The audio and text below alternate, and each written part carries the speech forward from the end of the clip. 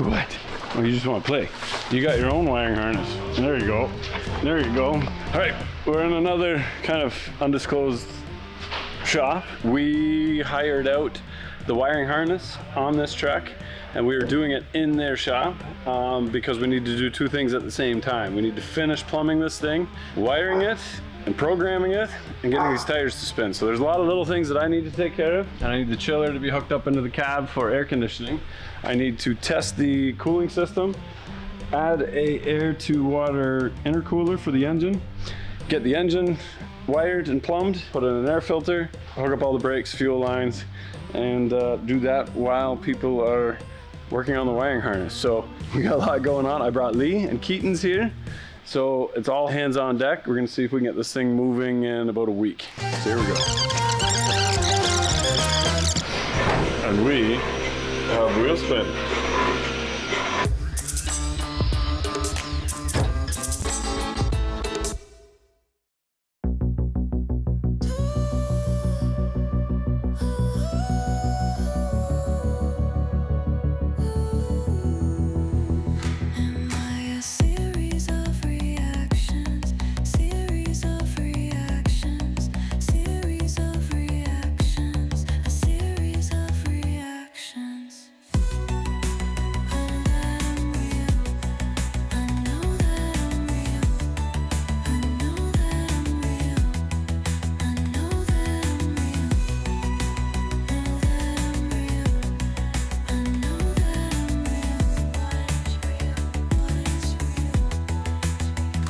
So we got everything done in the LandCruiser as far as we can take it now. We've got all the power distribution, all the batteries are in, generator, all the high voltage lines are connected. All we gotta do left is the wiring harness, but I'm gonna ship this truck back to Rich in Ontario so we can do some testing out there, and hopefully within the next couple weeks show a working version to our customer. Do I have to buckle up for this high power? You don't have operation? to buckle in. All right, so the miners are kind of an odd bunch. They specified we had to use this company in Wisconsin, but Wisconsin is like a 9-hour drive for us, and we need to find somebody local to do our wiring harnesses. So while we are finishing up the LandCruiser in Wisconsin, we are in Guelph, Ontario with Rudy from Automatis Integrated. You guys are actually installers, signed up as installers as well, right? For Edison? Yeah. This is the perfect kind of fit for us. They really tracked us down and said, hey, we can help you with your low voltage wiring, and we want to give you a tour of the shop. I'm excited to see what they can do for us here, and I'm even more excited that it's only like an hour away from us rather than 9 hours away, because hopefully the Ram will come here. We can both work together to get these things rolling into their own power.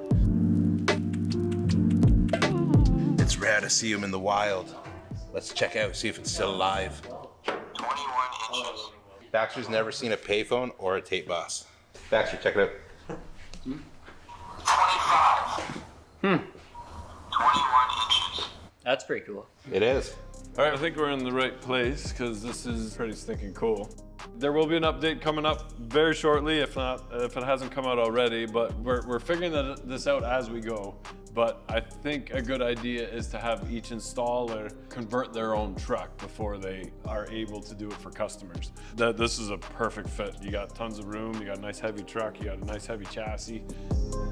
This is a 1970 International Lodestar. We've done a lot of work to it. It was supposedly in really good shape until you start looking.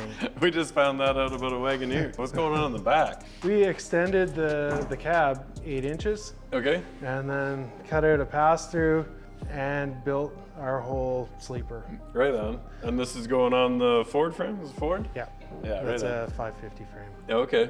There's no flex joint in between there, eh? Just a piece of rubber? The whole thing is on its own frame. Okay. And that's gonna be all air ride. I got airbag system for the front, and then gonna run Peterbilt suspension in the back.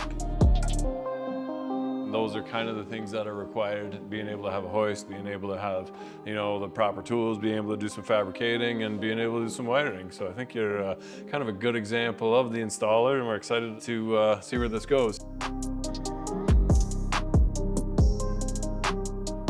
All right, so what do you guys like specialize in? What's kept you busy since 2017? We do production and custom control panels for industry, whatever kind of machines folks want to automate. And then with that comes all the wiring. So like automated machines and factories and stuff like that, you're running Yep. the wiring harness for all the computers right up to the arms and right on. Yeah, so this is a control panel that we're building. Yeah, I like it. Everything's labeled on both sides, so it's pretty straightforward, nice and neat and tidy. And then those are the crimps that you made, all go in here and then get tied down or Yeah. get bolted down. And then yeah, everything just gets laid out, nice and neatly tied. Everything nice and organized. I really like it. I actually really enjoy wiring. I need to have my space when I do it though. When I did the Bronco and the F350, I did it during holidays when there's no emails, there's no phone calls, there's nothing. I can sit on a chair and I can watch the crimps and I can do it by hand. The problem is if we're making harnesses on a large scale, we need to minimize the chance for human error. So the trick to not mixing it up is to do one step at a time and do it a bunch of times. Cuts down on mistakes using machines for crimps. You get even crimping, consistent crimping. And then you have labeling machines and everything too. Yeah. So then it's not just color wire, it's also printed and labeled on there. That's exactly what we need, so that's awesome. So that quickly does a little strip there.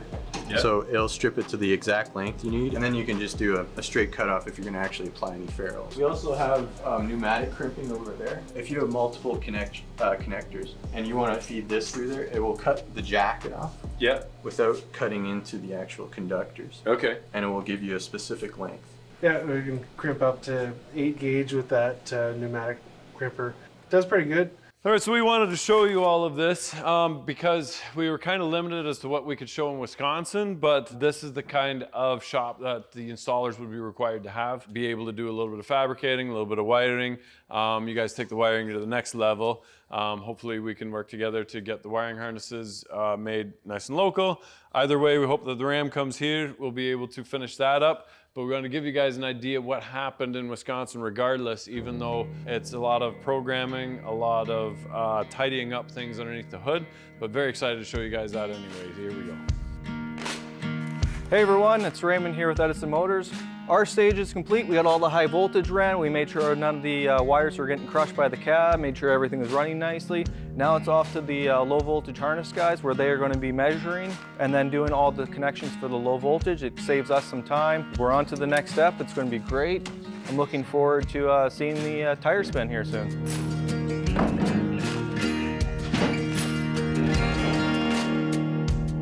So I took the air conditioner out of this thing already, measured it, and ordered a new evaporator because the other old one was super crappy and had some sort of valve in here. We can't have that.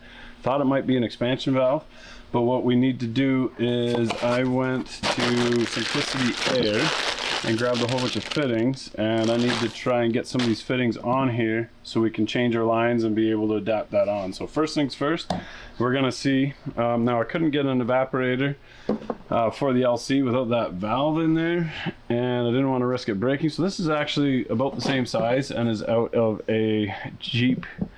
Well, it was really crappy, like a oh, I forget what it's called because it's so irrelevant, but it was the right size. So we're gonna stick this thing in there, have the fittings coming out the right end. We're gonna pop this in there. We are going to put the fittings on there, put this back inside the cab, then I'll make sure that it fits, and then get these fittings welded on there. So here we go. What you doing, Lee? Alrighty, so we're trying to make these AC fittings work. We're working with these spring type and these thread and type. We are drilling out this hole so that this can fit in there, and then we can weld them together and make a little bit of a Frankenstein. Gonna work? Yeah, it should work. I'm so confident this is gonna work. There you go. I'm the best machinist this world has ever seen. Now, I wasn't able to bring Vince, so we have to see if there's as good of a welder at this shop as there is at home. How's it going, Nick? Good. It's Nick, right? Yes, Nick. yes. Nick, you got the right amount of tattoos for a welder, but you don't have a long enough beard. Yeah, I didn't grow, I don't like it long. So he beat me to it already and welded all of our fittings. Did a really nice job. Welded okay? Yeah. Yeah, right on, which is surprising. Nice TIG job for a 3/4 to a 1 inch on a 90. So that'll go through the box. and then you're just doing a little bit of bead rolling for some intake pipe, and then we're gonna get them to weld our bump stops on there as well, just so that our battery doesn't hit our axle.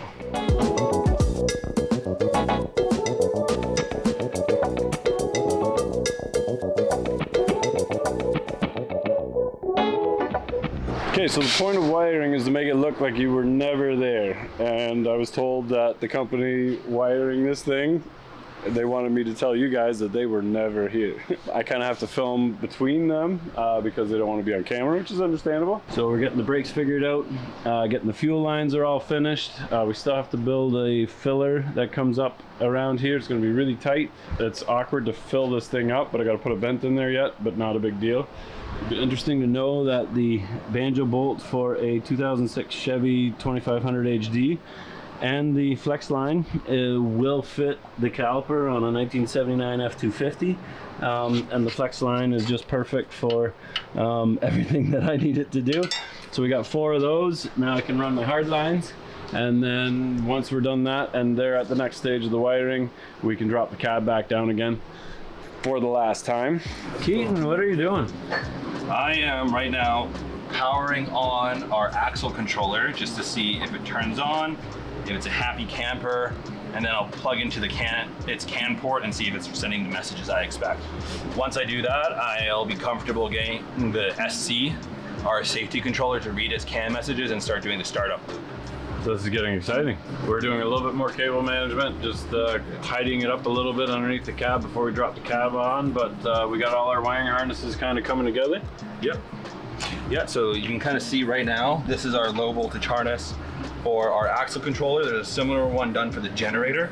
Right now, this is basically all the wires that are specific to the axles are done, and then there's just a few little dangling threads that they're going to tie into our primary harness that goes from the cab all the way to the back.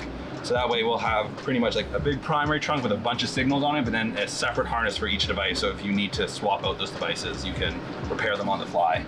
So best case scenario, what happens? Best case scenarios, I turn this on, it's reporting everything I want it to. I plug into the CAN bus and it's sending the CAN messages that I want to see to start programming the wheel spin. For 6-8 hours or so? Yeah, you know, my third shift of the day. All right, so we're working on the wiring and whatever else. You're working hard there, Lee. Yeah, we're trying to make some more routing clamps for just all sorts of random hoses and wires that are kind of running everywhere. So to tie them up, came up with some of these for a little more specific. So this one fits in some of our C channel and then has a top cap and gets bolted straight through. Just Nice. like that. One of them's for coolant lines and one of them's for high voltage lines. We also have this. This is a coolant plug Rich is going to use to pressure test the coolant system.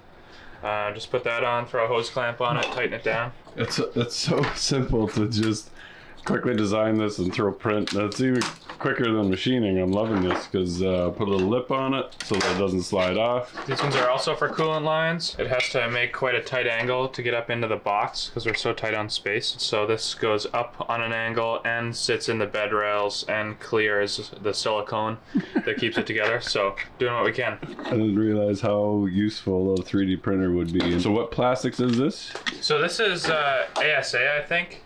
We're kind of just working with whatever he has. He has a little bit of carbon fiber infused PLA. It's pretty neat, nice and strong. You need a special printer like this one to print it, but it's pretty awesome. You put these pieces to use and you're going to hit send on another batch of parts right away? That's right, yeah. That's the plan. It's been printing nonstop? Yeah, it's nice too. It works while you're sleeping. That's probably the best part. Yeah.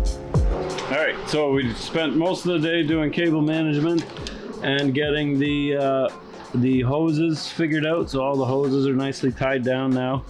We went through and double checked all of our clamps. Everything is hooked up, including our intercooler. This line is going to be different. Obviously, this line, we got to wonder about the exhaust, but I think a 45 would be better here. We had Lee print the cap for the upper rad hose, and we're going to put 15 PSI into the bottom rad hose, listen for leaks. We'll grab some soap, and I want to double check all my welds, things where we tapped and things like that. If that seals, we're going to have a beer. It's hot, and that was a long day. So let's see what happens. All right, so we had one loose fitting here,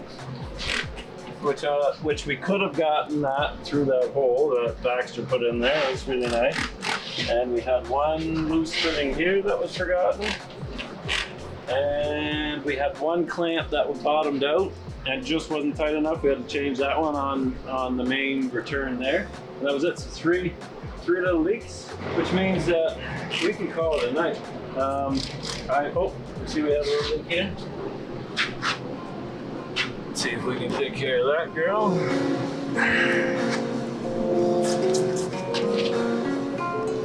And that took care of that. That would be like a drip. That would be a very annoying drip that you can't get at. Excellent. Sprayed the whole box already. Tomorrow we'll drop the cab back down again for the last time. All right, and that is it. Now all the wiring is done. All nicely ran along the left side while the high voltage is running along the right side. We've got everything tied up nice and neat. We did make a bulkhead for this, but it just didn't fit right. So for now, we got it triple wrapped in loom. We did make a bulkhead for this one. The lines coming through for the coolant lines and your main communication wires. We got a bulkhead here for communication, and then we have a bulkhead on the engine here, and all of that is hidden nicely. You can't see it. They did a really nice job wiring this whole thing. The back, we're still gonna look at that and clean that up a bit. Got one more mod. I just gotta cut this a little bigger as the mount is rubbing through here, so we'll have to just make this one just a touch bigger. You can see it's touching right there.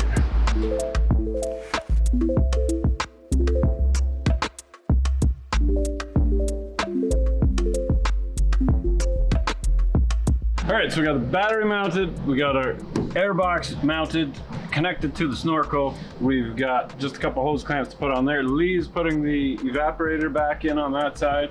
We got this battery box mounted. We got the vacuum pump mounted with the reserve canister and the sensor to turn it on and off. And now we got to find a spot for the relay boxes for the 12 volt and the 24. I'm going to mount the computer. Now I ordered 2 battery boxes, and instead I'm going to use this other battery box because I went with the factory one to hold my ECM. Lots going on.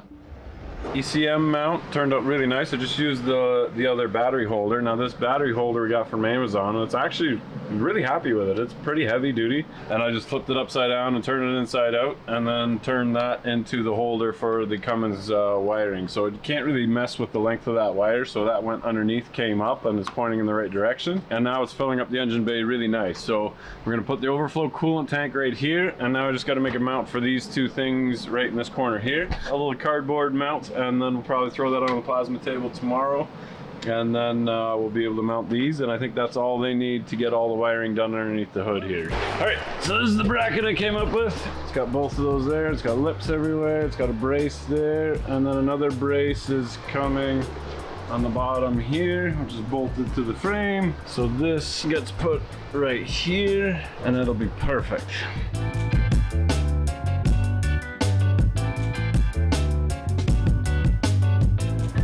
Keaton, what's going on? Right now I have my first batch of code written. What you've been doing in a hotel room for the last week? Yeah, haven't really seen a lot of sunlight. Or a hairdresser?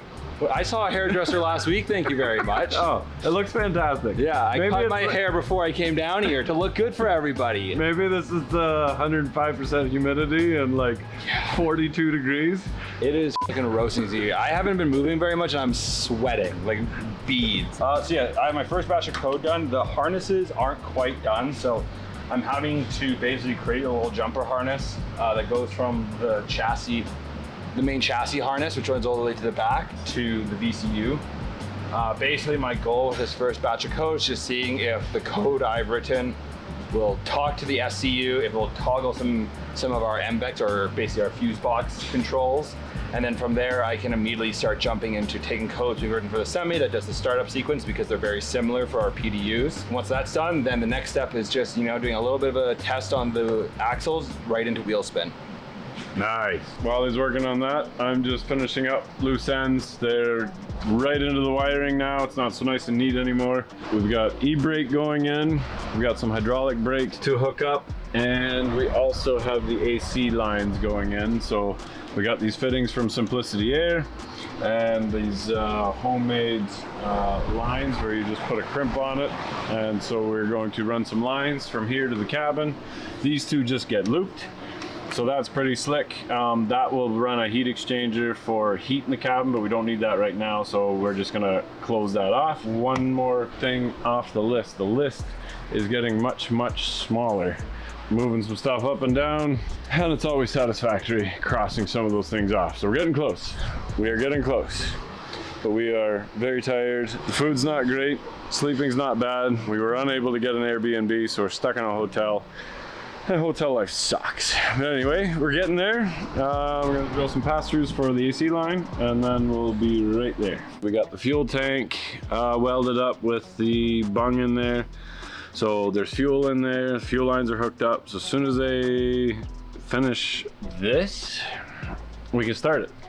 And then inside we designed a console, but we had to redesign it because originally we were coming down to here, but then we were in the way of the e-brake handle. We also had to modify the seat bracket just so that we can grab the e-brake, because what you don't realize is that there is no park, so you got to treat it like neutral, because when you stick it in neutral, it is actually neutral and can roll. So torque the tires, diff oil, fuel tank filled, diff vents. We bolted down the cab. Got the steering, the AC box, and the AC lines we did, intercooler lines we did around the steering, some plugs for the coolant that we're not using in the steering shaft. So a couple other small things to do, and we're heading home tomorrow. I don't care, I'm leaving tomorrow. I'm done. And then probably we're gonna be an hour out of town, too far to head back, and Keaton's gonna say, I'm driving it, it's awesome. All right, so while we're finishing stuff up, we had to get the AC charged in our chiller. We got Ben from Triple H. Nice to meet you. Yeah, you were able to get her to go? I think so. I think she's gonna live. Yeah, so we pulled vacuum, held vacuum? Yep, pulled vacuum, held vacuum, put some oil in it, charged it up, and waiting to test it. So 2 kilograms, teaching you what a kilogram is? Yeah. So nice. So what do you guys do? We do truck and heavy equipment repair, mainly diesels. This does have a diesel, so it fits. so he wanted to come out. I said it's got diesel in it. Just need some air conditioning work done. So what area do you service? We're southeastern Wisconsin. We do get into northern Illinois a little bit, mainly southeastern Wisconsin, I'll say. Awesome. All right. Well, thank you for coming up short notice. We're ecstatic because that will keep our batteries cold, and we're just about ready to spin some tires. So here we go. All right. So this was a big deal. Was the brakes? Because remember, we've got Dana 44 from a 79 Suburban with F250 hubs, and then an 11.5-inch rear end on the back connected to a LandCruiser LC79 brake system. So hopefully that all works. Regardless, we got the e-brake working. We're getting so much closer. All the lines are flared as long as I didn't mess up any flares. We're gonna get Lee to pump some brakes, and we're getting like super close. They're just finishing up the wiring in the engine bay. You can see what it looked like yesterday. They got all the battery cables all hooked up really nice, so you can see this. Really nice and neat job. This is really happy with that. They got some plugs to put in on the 24 and 12 volt relay boxes yet. This is pretty exciting. We did a ton of work in, yeah, it'd be 7 days. I think I probably put in about 80-90 hours, but it's worth it. Almost done. Here we go. Good old T6, a little bit of coolant, and then it's in Keaton's hands. The engine and the EV side both can take the same coolant. We're just filling the engine right now because I'm pretty confident in those leaks. I'm confident in the other one as well, but we're gonna run just water through it and flush it. We're gonna basically put it outside, turn the pump on, and just flush everything out before it makes a complete circle. I don't hear anything splashing. This is concentrate, so we're gonna mix this 50-50. It's half full, so top it up. So this is 50-50, and then add 50% water to match the 50% that we put in. It's math. I'm tired. Lee, what are you up to? We just made a holder to hold our shifter, which is in the form of buttons. They're gonna go here, where you normally have a center console. It's looking really good. We're gonna do some riv nuts up the side here and along the bottom, hold it in, says Edison. looking forward to seeing it. Yeah, originally it was much bigger, but then we realized that the e-brake handle got in the way. Yeah. We're glad it didn't get done before we put the e-brake in, because that would have really thrown a wrench in the gears. But yeah, now we have lots of room, and yeah, it's looking good. Yeah, and we still have a little bit of room for the toggle switches beside, enough room to write what the buttons are beside it. Yeah. And we probably have to modify these a little bit. Yeah. Probably with a grinder. biggie. Grinder or skill Yeah. saw? I'm thinking a die grinder, a little die grinder. I think that'll take care of it real nice. Keaton, you're crying. You're leaning against the steering wheel crying. I'm not. I'm resting my neck, Rich. It's the one muscle that gets worked a lot in your body when you're coding is your neck. So I gotta take my chance to rest it while I can. Okay. No, so I just finished writing axle and startup code so that we had it working before, but then I wanted to make the experience a little bit smoother for someone who doesn't know the code inside out like me, doesn't know what all the little hiccups could be, or make them so that they're able to safely stop it without using my computer. And of course that broke everything I worked so hard on this weekend to do. So I'm just figuring out which stupid little mistake I made. All the magic is now in Keaton's hands. We got it mechanically together, but Keaton is really the hero to make everything talk and work, because he's writing the code from scratch. So he had wheels spinning, and I saw the wheels spinning, but now the wheels are not spinning. So now we're working on that. Always save your work. Saying wheel spinning, this was a good tune before you change stuff, and then you can always go back to that tune. Is that what you did, Keaton? Yeah, we can go back, but there's a very good reason why I updated it. Is that would not be the wheels spun, but they spun in one direction and they spun at one speed, which was too fast. And then also you couldn't turn the truck off. Oh, that's a big deal too. Yeah. All right, well, we're gonna leave you at it. We're gonna throw some water in the cooling system. I don't even know how to do that. I designed the whole system. I didn't really think about how to put water in the system. Probably just gonna take this hose off, fill the radiator up, fill the overflow up, run it for a bit. Keaton can turn the water pump on, and then we'll collect the water before it goes back again. I was hoping to drive it to the door and just run water through it and flush it for a while so we can clean all the crap out and then put some coolant in there. That might still have to happen that way. But yeah, we'll install the center console and then get out of Keaton's way. All right, so it's the next day, and we did tidy up a bunch of the wiring in the back. Get them all secured. Got everything kind of tidied up inside. Check out this new console. We got Edison there, we got some buttons there, and Keaton, can we see some wheel tire spin? Yeah, so very much the big thing this weekend is that we transferred the wheels from being spun by my computer with a manual startup process to a fully functional startup. It's a little clunky, considering that it was basically built over about a work month over the course of 2 days. I'm pretty happy with how it's turned out, and it's the way the code's designed is pretty scalable to more complexity and more flexibility in the future. Nice. So yeah, what's our process? There's quite a few steps, mostly just because I want to be able to know where things are going wrong, help monitor that. That's all really easy to kind of automate out in the future. It's also, right now we don't have anything programmed on the screen, so we've kind of tried to jam as much information onto some multicolored buttons as possible. We love colors. Yeah, exactly. So if you're colorblind and you want to drive this vehicle, you're screwed. Yeah, unfortunately. But yeah, so it starts just how with a normal vehicle with a nice simple key on. We don't have a cool noise like your normal car makes, but we do have this nice pretty light show. It flashes, and then basically there's two flashing buttons, orange and green. Or sorry, red and green, and the orange basically means if there's ever an orange button, pressing that button won't do anything. And then I press the green, and that's kind of enabled our low voltage system. So a bunch of devices need like a wake up signal. That's what that does. One of those devices is the PDU. Then it does a quick check to see where all these devices are at. Flashing green means that we can enable the PDU. Blue is kind of means that this button has done its job, but you can press it again to undo its job. Oh. So I can do that, and then yeah, see, it's gone back to green. It flashes red when you're holding it. That's just a little bit of flare. But yeah, then press it on. Oh, someone's got to hold it. Yeah. You probably can't hear it in the video, but we hear our fan for our DC-DC converter turning on, and then you'll notice we now have a bunch of new buttons. So this is our drive enable button. If you turn this on, that means you can start switching between your gears and things like that. Oh, there we go. Now they're going. Our brakes are still new, and we have wheel spin. It is all-wheel drive as long as all the tires have the same amount of load on them, which is fantastic. It means it's a cheap way of saying we've got an open diff. But from here, Keaton is going to keep programming it. We need to flush the EV cooling system, and we need to get the chiller working properly. So what's going to happen now is that the wiring is done. It is going to head back to my place, where we will be able to test it and flush it, hopefully start driving it around, making sure there's no clearing issues, and that's it. He's ready to go home too. Yeah, I'm getting tired. Long days again, but yeah, it's super exciting to see it all come together. Again, everything that we've learned is going into the Ram.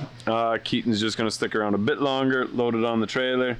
Are you just gonna sleep inside the truck on the trailer and just end up at my place? I don't know, but I'm thinking, yeah, I might end up in the glove compartment. All right, so we're in an undisclosed parking lot, and we got the LandCruiser on a trailer. We got the F350 with a trailer. We're going to try and back this thing up, and this will be my first time driving it. Nick, you want to be on camera? Nick says he wants to be on camera. He's been watching the channel. He recognized the F350. Yep. So he's going to guide me off these ramps and make sure that we don't roll this thing off the truck. All right, so key on. We're gonna get some flashing lights. We're gonna, this is just the way Keaton hooked it up. Foot on the brake. We're gonna hold blue. Then that green one's gonna, now we activate the drive. Now we hold the green one. And that allows us to go forward or reverse. We're gonna go reverse. E-brake off. And little throttle. It's so weird. It's so weird. There's no noise whatsoever. I'm glad that Keaton worked on the throttle mapping. Come on. Thank you. It's a good day, Nick. I'm gonna go into neutral. We gotta take it out of reverse to go into drive. Right on. Need to put the Marion in tires. That's it. No drama. So weird. All right, and I'm taking it back home again. We'll unload it at home, and I got a little ways to drive, but yeah, this is pretty cool. What do you think, Baxter? This is awesome. It's nice seeing it. I didn't think it was ever gonna leave the shop. Reverse.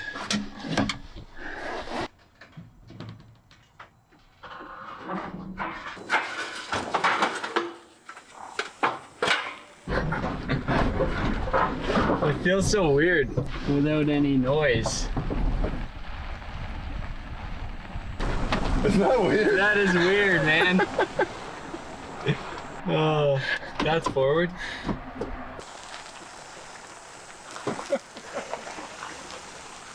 This is the coolest thing that we've ever done. So this is top speed. They won't give me any more until, until we test it out. But This is so weird. Oh man. All you can hear is the shocks. That's all you can hear. Yeah. And the body mounts. Yeah, nothing. Good job, man. Like, I know it was a lot of hard work, and a lot of late nights, a lot of situations, but this is crazy.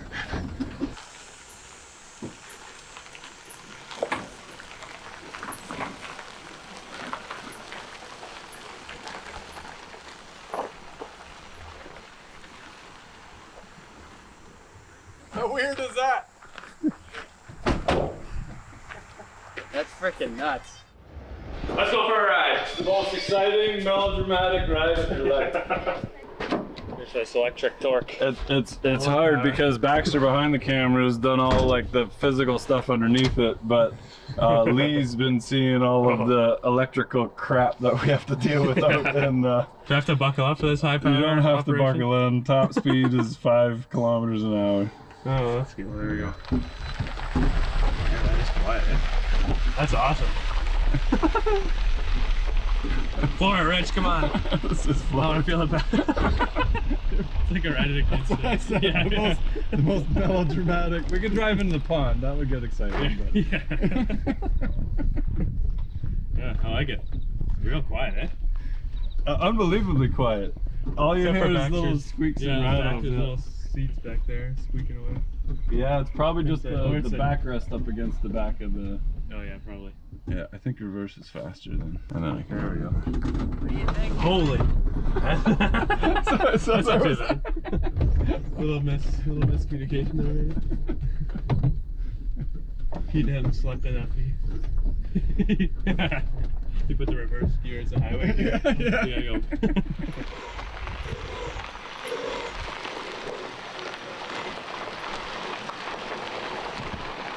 What do you think, Lou? I love it. That's gonna be awesome. Ready for some highway speeds now. I'm ready for some burnouts. Yeah, some burnouts. All-wheel drive. Change that. Hey, I was thinking we put one of those big blocks over there. You know, those big concrete blocks. Oh yeah. In the back of here and see if it wheelies. Oh yeah, that'd be awesome.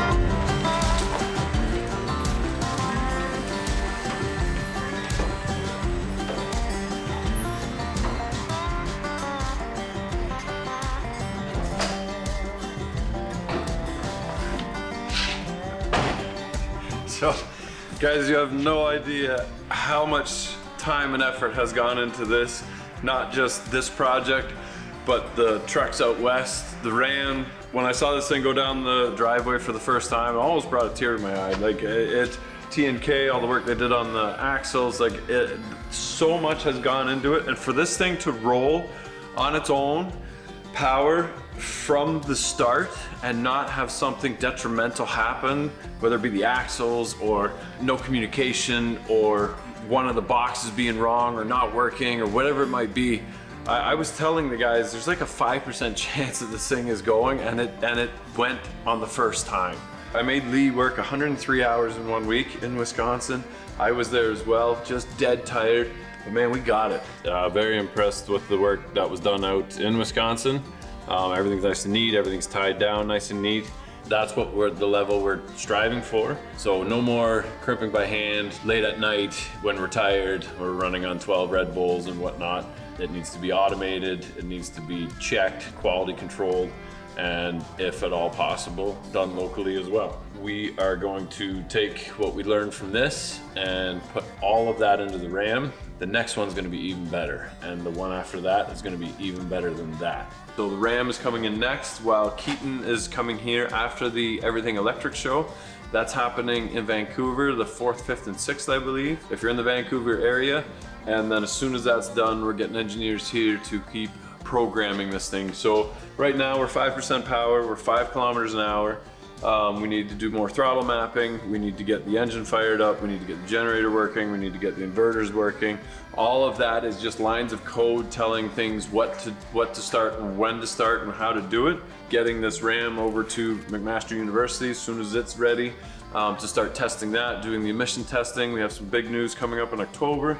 All of that will be coming out in the next couple months. So thank you very much, guys. I appreciate every one of you guys, and this is probably the most monumental thing that Deboss Garage has ever done in cooperation with Edison Motors. Very excited about the team. Like this video is the monumental video of where you guys can go back and say that was that pivotal moment when it happened.